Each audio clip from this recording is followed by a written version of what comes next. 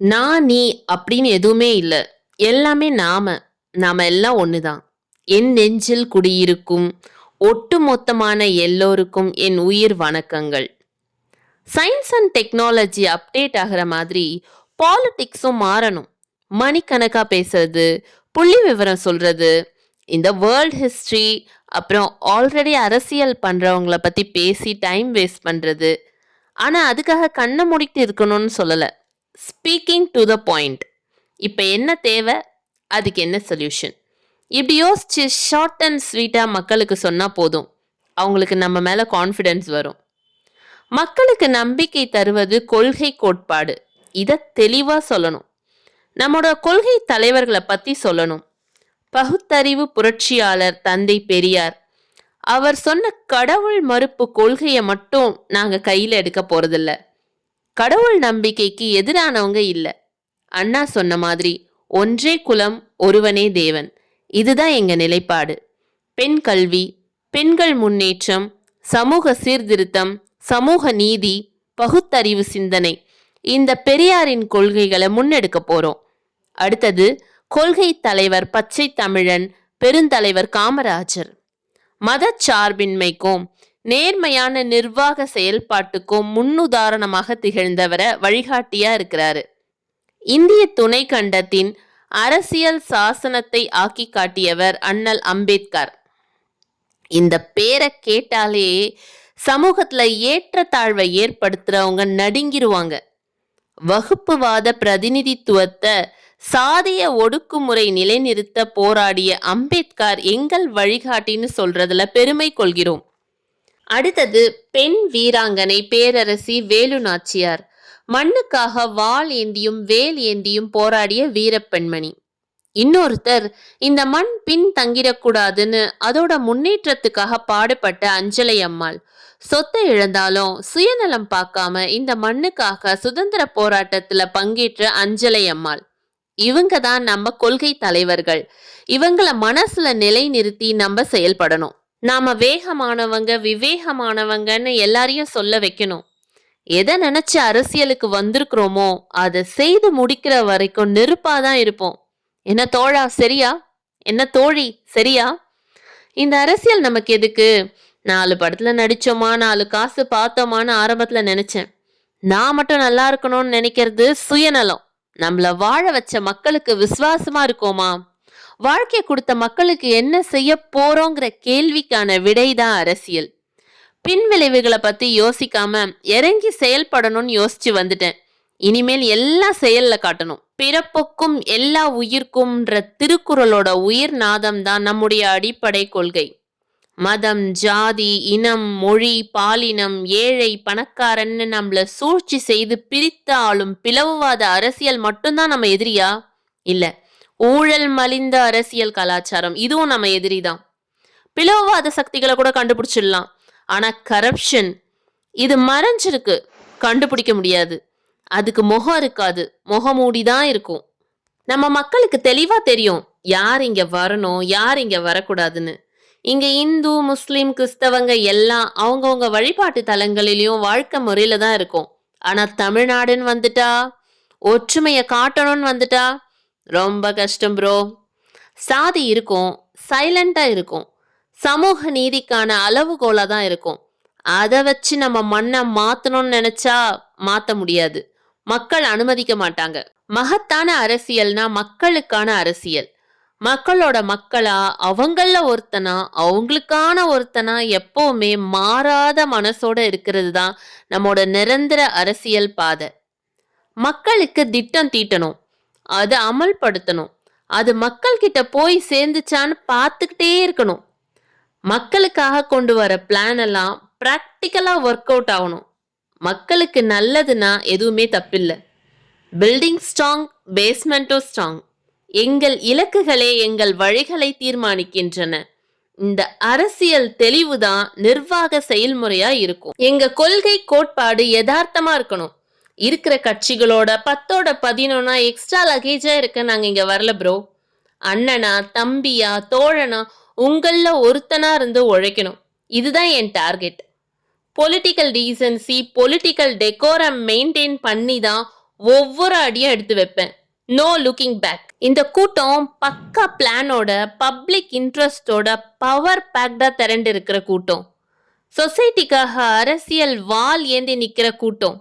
இது ஒரு mass gathering for a good cos. இந்த படையை வீழ்த்திடலான்னு கனவுல கூட நினைச்சு பாத்துறாதீங்க. இங்க வர முடியாத கோடிக்கணக்கானவங்க நமக்காக ஒரு குடும்பமா சேர்ந்து வெயிட் பண்ணிட்டு இருக்காங்க. நல்லது ஏதாவது செஞ்சிட மாட்டோமான்னு ஏக்கத்தோடு இருக்கிறாங்க. 2026 இந்த நாள்ல டிவிகே சின்னத்துக்காக அவங்க அழுத்த போற ஒவ்வொரு ஓட்டும் அணுகுண்டா மாறும். திராவிடமும் தமிழ் தேசியமும் இந்த மண்ணோட 2 கண்கள். எந்த ஒரு அடையாளத்துக்குள்ளும் நம்மள சுருக்கிக்காம இந்த மண்ணுக்கான மத சார்பற்ற சமூக நீதி கொள்கைகள் தான் நம் கொள்கை அடையாளமாக முன்னிறுத்தி செயல்பட போறோம்.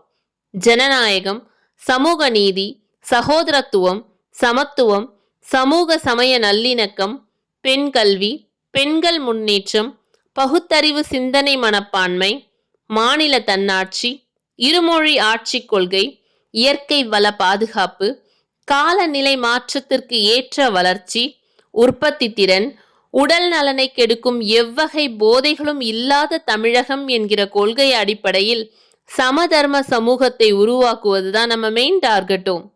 கால மாற்றத்திற்கு ஏற்ப கொள்கை கோட்பாட்டில் மாற்றமும் மாறுதலும் வந்துதான் தீரும். அப்புறம் இந்த அரசியல் பயணத்துல முக்கிய பங்கு வகிக்க போறது பெண்கள், என்னுடைய அம்மாக்கள், என்னுடைய அக்கா தங்கைகள், என்னுடைய நண்பிகள். என் தங்கை வித்யாவின் மரணம் பாதிப்பை ஏற்படுத்தியது.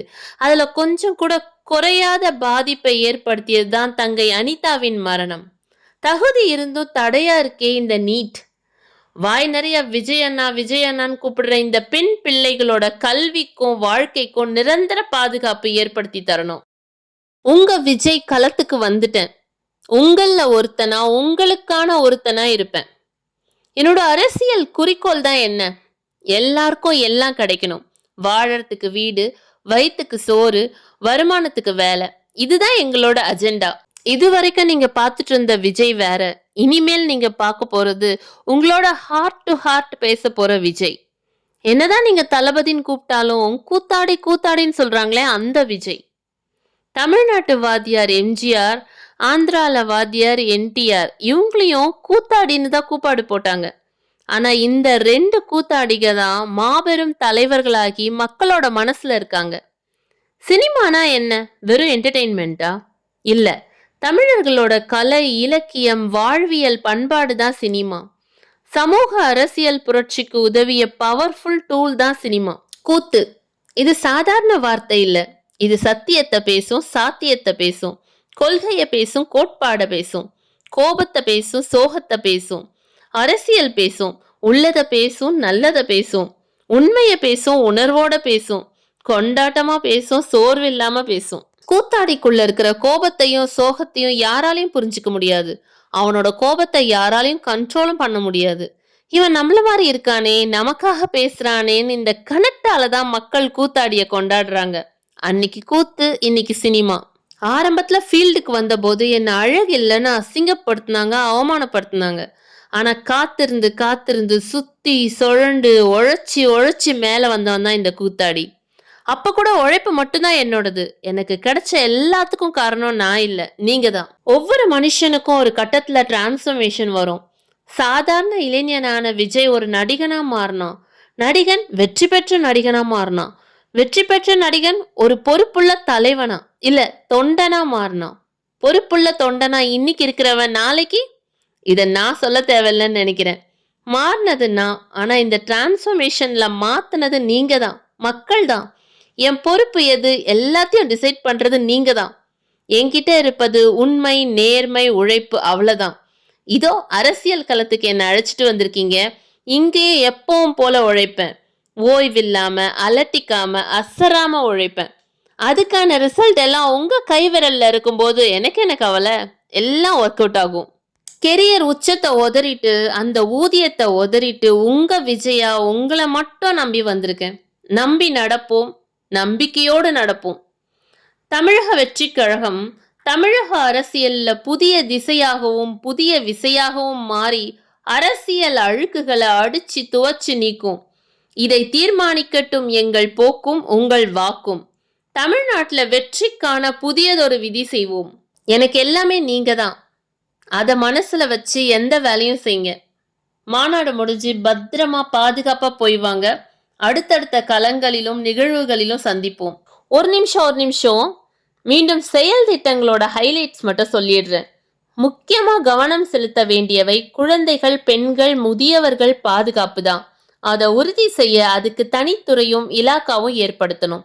ஏற்றத்தாழ்வு இல்லாத கல்வி, மருத்துவ வசதி, நல்ல குடிநீர் எல்லாத்தையும் எல்லாருக்கும் சமமா கிடைக்க செய்யணும். இதை மக்களின் அடிப்படை உரிமையாக்க வேண்டும். அரசியல் மற்றும் பொருளாதார சமநிலை சமூகம் உருவாக்கணும். ப்ரொபோஷனல் ரெப்ரசன்டேஷன் முறையை அமல்படுத்த வேண்டும். இதற்கு பல மாநிலங்களில் பல வருஷ கோரிக்கையா இருக்க காஸ்ட் சென்சஸ் நடத்தணும். அப்பதான் எல்லாருக்கும் சமமா கிடைக்கும். இதுதான் சரியான சமூக நீதிக்கான அணுகுமுறையாவும் இருக்கும். அப்புறம் இன்னொன்னு முக்கியமானதும் கூட, இது ஒரு அரசியல் அணுகுண்டு. மக்களோட மக்களா நாம களத்துல தொடர்ந்து நிக்க போறோம். தமிழ்நாட்டுல இருக்கிற ஒரு வீடு விடாம ஒவ்வொரு வீட்லயும் உறவா, உண்மையா, உயிரா, உணர்வா நாம இருப்போம். அவங்களோட ஆசிர்வாதம், அமோக ஆதரவோட சிங்கிள் மெஜாரிட்டியோட ஜெயிக்க வைப்பாங்கன்ற அசைக்க முடியாத நம்பிக்கை 100% இருக்கு. இருந்தாலும் அதை அடைய நம்ம செயல்பாட்டை நம்பி சில பேர் வரலாம் இல்லையா? அதற்கான அரசியல் சூழல் உருவாகலாம் இல்லையா? அப்படி வரவங்களையும் நம்ம அன்போடு அரவணைக்கணும் இல்லையா? நமக்கு எப்பவுமே நம்மள நம்பி வரவங்கள அரவணைச்சு தானே பழக்கம். அதனால நம்மள நம்பி களம் காண வரவங்களை ஆட்சி அதிகாரத்துல பங்களித்து அதிகார பகிர்வு செய்யப்படும். 2026ஆம் ஆண்டு ஒரு புதிய அரசியல் களத்தின் புத்தாண்டு. The new year of the new political field. கான்ஃபிடென்ட்டா இருக்கேன். வெற்றி நிச்சயம். ஒரு விஷயம் சொல்ல மறந்துட்டேன். இங்க யார் பேரையும் சொல்லி தாக்கிறதுக்காக நாங்க வரல. தாக்கி பேசுறது, மரியாதை இல்லாம பேசுறது, தரக்குறைவா பேசுறது, தகாத வார்த்தைகள்ல பேசுறது, இதுக்கெல்லாம் நாங்க வரல. மக்கள் மத்தியில நல்ல பேர் எடுத்து டீசென்ட் அரசியல் செய்ய வந்திருக்கோம். ஏற்கனவே சொல்லியிருக்கேன், எப்படிப்பட்ட எதிரியா இருந்தாலும் சரி, டீசென்ட் அப்ரோச், டீசென்ட் அட்டாக், ஆனா டீப்பா இருக்கும்னு மட்டும் சொல்லிக்கிறேன். எங்கள் கொடிக்கான விளக்கம், தமிழக வெற்றி கழகம்ன்ற பேருக்கான விளக்கம், இதெல்லாம் ஒரு ஏவி பண்ணியிருக்கோம் என்னோட வாய்ஸ் ஓவர்ல. அதை பார்த்தீங்கன்னா இன்னும் இன்ட்ரெஸ்டிங்கா இருக்கும். இதுக்கு மேல உங்களை டிஸ்டர்ப் பண்ண விரும்பல. நன்றி, வணக்கம்.